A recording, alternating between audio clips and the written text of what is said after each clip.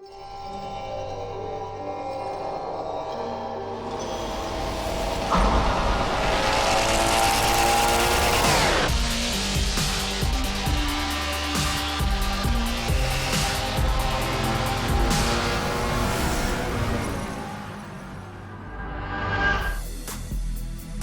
Motorsport's always been a series about innovation. We always want to push the racing genre, so we've made huge improvements because we want to get people excited about cars in general.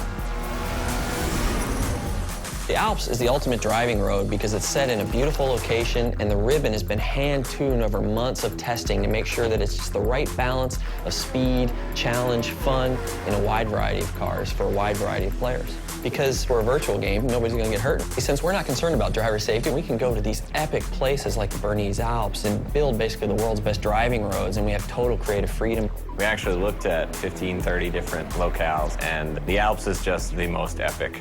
The landscape is so surreal, it's crazy. I mean, these mountains are very different from any mountains you see anywhere else. I mean, it's just with all the jagged peaks.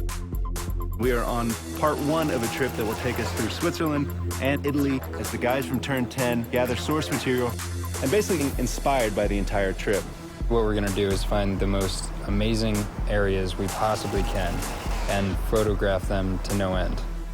We took a really long elevator ride after a train ride and a long walk and another train ride. Took a while to get up here, but oh my God, it's worth it. Did you guys see the background and everything? Yeah. So right now we're at the Grindelwald region of Switzerland, and we're taking reference photos. We mount a camera to a tripod on a panorama head. The panorama head enables us to take pictures in different increments and multiple exposures.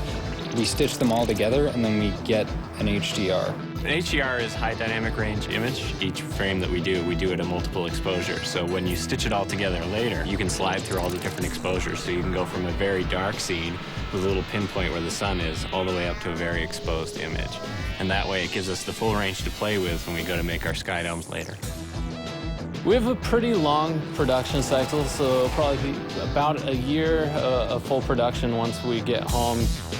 So we bring back all of our reference, we start modeling rough landscapes that existed there so they're fairly accurate, but we're not bound to recreate it perfectly as it exists because there isn't a track there. But we want it to be believable. It needs to fit with the other real racetracks in the game. So we create a whole backstory about how the Bernese Alps came to be. It started off as a ski resort, and roads were built for workers in the wintertime, and then this rich entrepreneur bought it and tried to build a racetrack there, but it got shut down.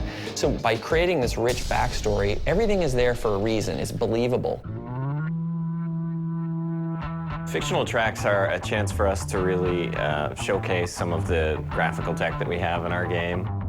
We've redone our lighting engine, and this track in particular, with its very bright snow and blooming, really shows off what our graphics engine can do. The television can only represent basically one order of magnitude of brightness, from 0 to 255, black to white, whereas the human eye in the real world can see, I think, 7 orders of magnitude of brightness, and in the real world there exists far beyond that. The sun is infinitely brighter than a white piece of paper, but on a television screen they look the same. Well, we found a way to basically reverse engineer that at full HD resolution on the Xbox 360. So what we do is we captured high dynamic range images of the world, and that gets baked back into the lighting and the reflections on the car, which means the sun is order of magnitudes brighter than a white piece of paper and is brighter than gray asphalt, which basically makes the cars look really grounded in the environment. We've traveled thousands of miles, we worked thousands of hours, and here it is, the Bernese Alps track in Forza 4.